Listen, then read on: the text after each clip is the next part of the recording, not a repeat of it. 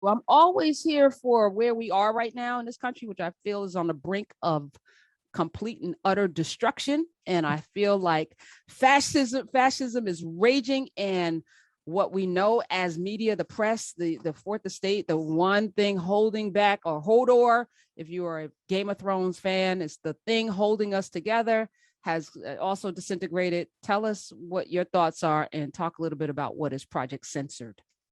Thanks for the opportunity, Karen. I really appreciate it. And given that we are really take deep dive into media and media criticism, we really appreciate you and what you do on this platform, because legacy media and establishment media tend to amplify dominant cultural views and establishment views that have very little to do with the public at large, which we criticize that the so-called mainstream press isn't very mainstream at all.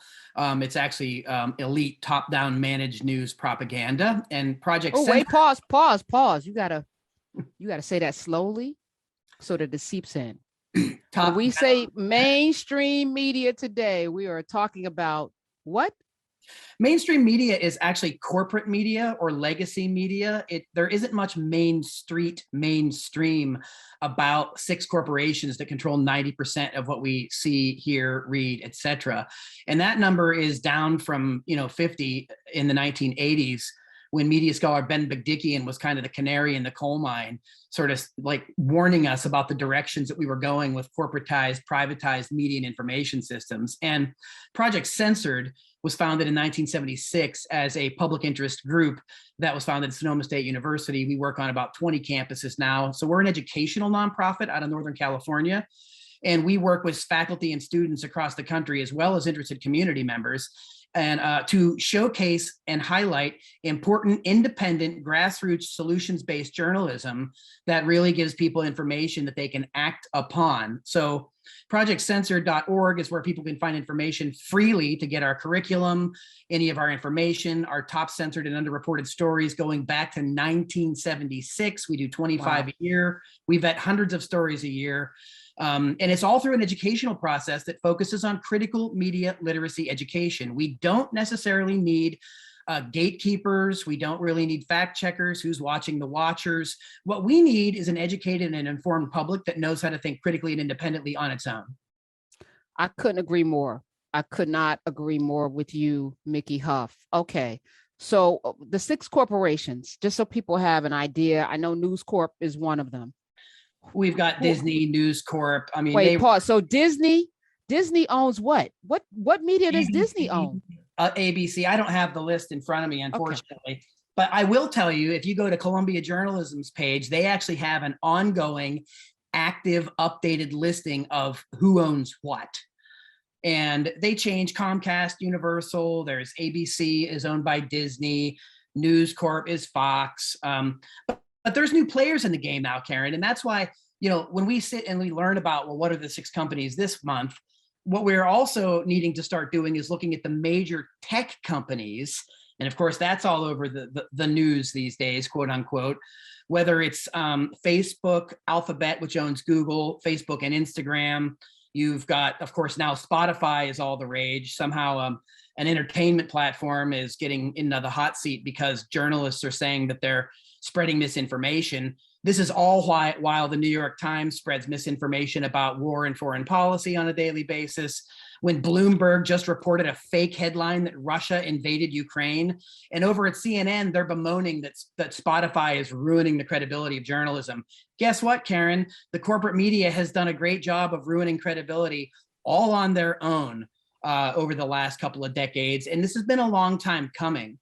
And this is what critical media literacy educates people about. It shows who's the power behind the platforms, who decides and makes, quote, news judgment about what we get to hear, read, and see. And so in addition to looking at old school kinds of censorship or prior restraint, what we also look at is algorithms, bots, sock puppets, shadow banning. I mean, you name it. There's a whole plethora of ways that media can now censor, guide, and shape information and thus public perception, which has been a 100-year theory going back to people like Edward Bernays about how to control the public mind through information. I've since last year made that required reading for my class at Hunter College. Ed Bernays' Propaganda, that book written 1928. written in 1928, still relevant to this day. And it's chilling when you think about it. I'm on the site, projectcensored.org, and you talk about teaching us literacy, media literacy. Walk me through on this site where I can, everything I consume comes through my phone, right? If I'm that person and I Sure. get my news from my phone, as all my students do, they don't read a newspaper. I'm like, where do you get this? It popped up on I got a notification about it. I'm like, but from where? Yeah. It's like, what? Our students sound very similar. So I know that we have to go through these digital channels, which is why it's all the more important to be, digitally media literate, because that is the new landscape, right? And we need to have the tools in order to deconstruct these power structures behind the messaging. So if you are on our website, for example, if you look at the top of the website, we have on the scroll the most censored stories and the newest book. We have links, of course, to our new publishing imprint. We actually are publishers now. We have a link to some of the books that we do, including A History of Fake News with Nolan Higdon. If you scroll down, the most important things I would say would be to go and look at Project Censored in the Classroom, which is all the way at the bottom of the site. But if you go at the bottom, sort of at the footer of the page, it talks about what is media censorship. What do we mean by that? We have resources for teachers and workshops for educators. We have a link on what are independent news sources that we've used and factually vetted. We have how to nominate underreported and censored stories, our archives. And again, I want to repeat Project Censored in the Classroom, because it gives educators ideas for assignments. And this is how we work with people across the country, that they have their students in real time research underreported independent stories, database, fact check them, and then look to see where they've been covered in the corporate media or not, and if so, how. And then they can nominate those stories, and our group of 28 to 30 expert judges go through hundreds of stories a year, and we distill them down to 25. Andy Lee Roth, my associate director, and I don't sit around a room just talking about like, what do we think is the most censored story? It's a really academic and rigorous process that is transparent. It has at least 4 or 5 stages of vetting before a story actually gets published in our yearly books on Censored Press and 7 Stories, our longtime publisher in New York. So I would encourage people to start poking around there. And another great thing to do is we have a weekly radio show. It's on Pacifica. We're on 50 stations, called the Project Censored Show. I'm the producer and host of that, where we cover our stories and other issues in media every week. And also we have several documentary films. Our last one was shot by students, and it's called United States: A Distraction, Fighting the Fake News Invasion, from 2020. And it walks through how fake news has been used to reestablish legitimacy among corporate media outlets that have lost their audience and lost credibility because they no longer really report in the public interest what's really going on. And we think that that's a crisis of democracy. And we believe strongly that through education, we can really help address the social justice issues that we face as a society if only we have access to information. And we also teach when teaching critical media literacy, we're teaching argumentation and critical thinking. It's not just important to have people think critically, they also have to be able to speak and write critically, effectively, transparently, sourcing their facts. And we also teach people how to be critical and compassionate listeners, because it's not just about what we're saying. It's also about understanding what other people are saying and why, so that we have the opportunity to build bridges, not walls. We have the opportunity to find out, why is that source saying this? Why is this report gaining so much currency in society? Mm-hmm. What confirmation biases is this appealing to among certain demographics? And then how can we utilize the best of our independent media to help educate people about things that they are just simply unaware, right? And it's not just willful ignorance, which is an obvious and serious problem, as you know. It's a lot. There's millions of well-intentioned and well-meaning people that don't like being finger wagged or don't like being lectured to. And they just want an opportunity to be heard. And that's why Project Censored, I think, is different than a lot of other organizations that do media and media criticism, is our prime interest is education. And we want to meet people where they are, whatever level, from the general public to PhD dissertation, to try to help people make sense of the world around them. And media is a crucial tool in which to do that. For some of us, because, we're busy, the notion that somehow I have to do something extra, that's just not going to happen. It's not going to happen. So you're spitting into the wind, sir. You're preaching to the choir and the converted, but you're also not getting the kind of traction, that will make change. So before we get into the change, because we have to change, just telling people you're misinformed, you're being, tricked and bamboozled, it's not going to work. Mickey Huff is here. When did you know this was going off the rails? Because I remember the exact moment where I said, I don't know if we're going to be able to come back from this. Well, when did you know? I'm actually curious as to what your moment is. You first. Okay. You first. I've had a series of moments that have been going on since the 80s, to be quite frank, when I was a teenager. But really I started to notice things more, when you go back and look at the decline, the rescinding of the fairness doctrine, the mass conglomeration of media in Bill Clinton's Telecom 1996 bill agreement with the Republicans and Newt Gingrich. Those were warning signs. The 2000 election that was stolen right out from under our noses at the Supreme Court was a big warning sign. And then, of course, the events of 9/11 and WMDs, everybody get on board for this kind of thing. That was one of the most dangerous, damning moments for media, at least in my adult life, going back to 2001 to 2003, when the corporate media went lockstep, lining up to promote bald-faced lies.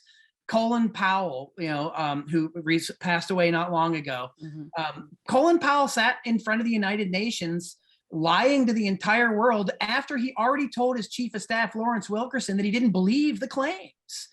I mean, so these are serious problems of credibility from the government that are echoed through media, right? There's supposed to be that First Amendment firewall there that is clearly broken down.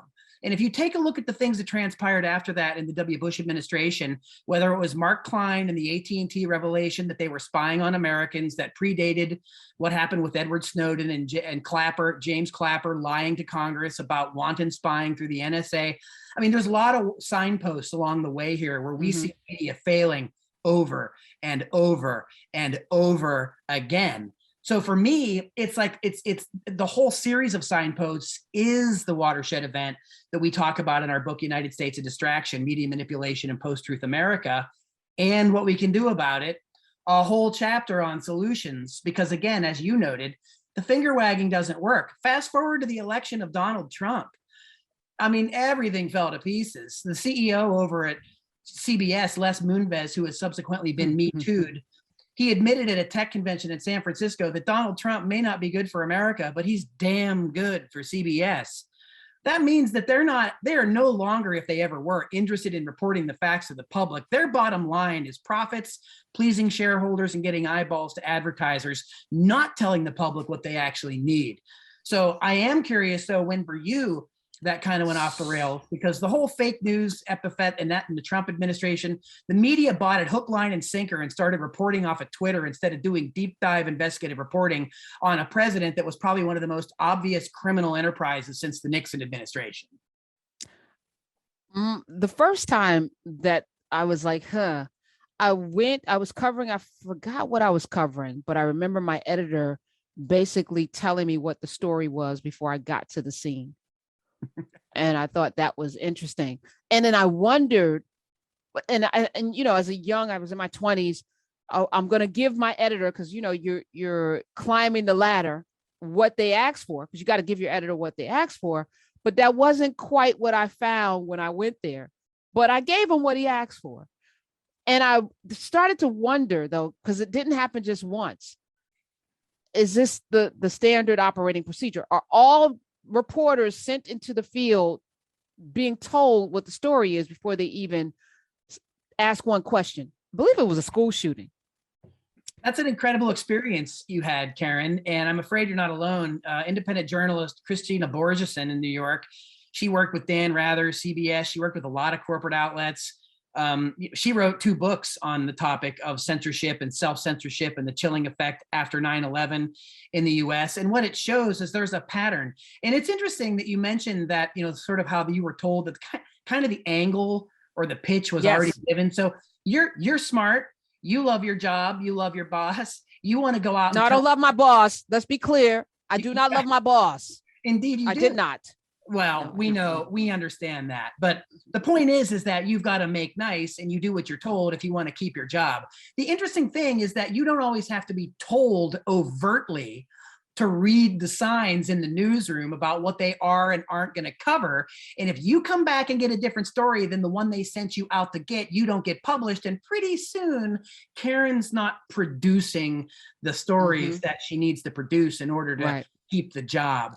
Journalists aren't stupid. They see that writing on the wall. They see what happens to high-profile journalists that are routinely thrown under the bus. And so they want to please their editors. And the editors want to please the owners and the boards of directorates, and they want to appease the shareholders. And oh my, notice how we're not talking about journalism or the Society of Professional Journalist Ethics at all anymore, let alone the public interest.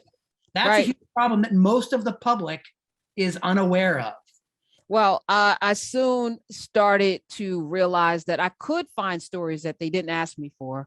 And I started making my bones, bringing back, pieces that, what about this? What about that? And I realized that you can make a difference by not following what you think the lead is.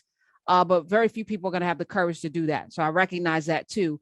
I knew for a fact that journalism was dying on life support when Arianna Huffington created something called the Huffington Post, where anybody and their mother could have a byline. I was like, this is problematic, and you're not paying anybody. So now you have completely upended. Like, if I don't get paid $1 a word, we were getting paid $1 a word back then.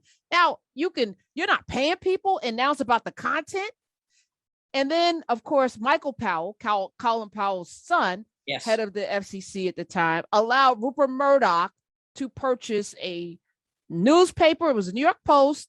He already owned a television outlet, and he had a radio outlet, 3 media outlets in one market. He lifted the ban on that because before that it couldn't happen. And I was like, that's a problem. Oh yeah. Yeah. That is that. I don't want to be essentialist here or reductionist, but that's kind of the problem. I mean, a lot of these other problems stem from this. This is why there's such a lack of diversity in media. There's no diversity in ownership. And I'm not just talking about, racial diversity, which is extraordinarily important. We're also talking about class diversity. These are all elite 1%, 0.001 percenters. We've got hedge fund accounts buying newspapers, contributing to the news deserts around this country with local journalism, going into the toilet. And this is where journalism is most needed. In local communities where people need to know what's going on at their school board. They need to know who's burning books in Tennessee and who's ripping things off the shelves.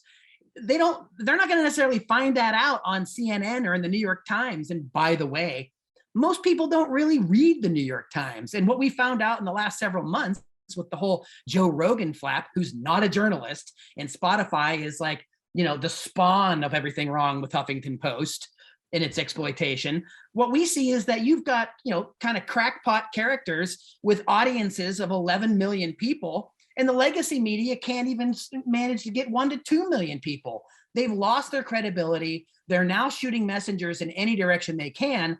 And instead, they should be trying to rebuild trust with the public by reporting transparently sourced factual information that is out there in the world, because there are independent journalists doing it.